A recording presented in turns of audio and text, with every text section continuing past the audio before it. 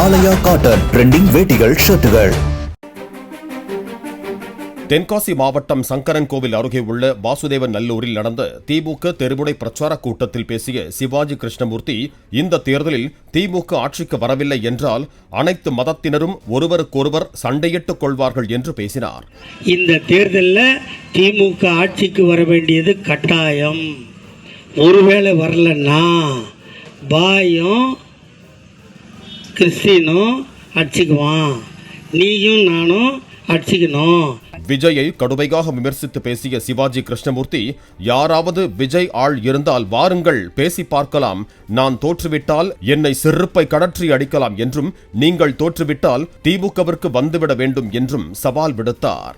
யாருன்னா விஜய் ஆள் இருந்தா கூட வா, நீ என்னை கேளு, நான் பதில் சொல்றேன்.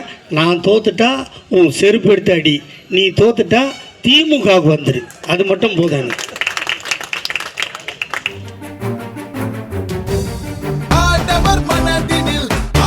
ஆலயா காட்டன் ட்ரெண்டிங் வேட்டிகள் ஷர்ட்டுகள்.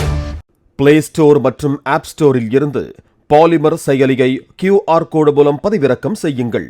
செய்திகளை உடனுக்குடன் பெறுங்கள்.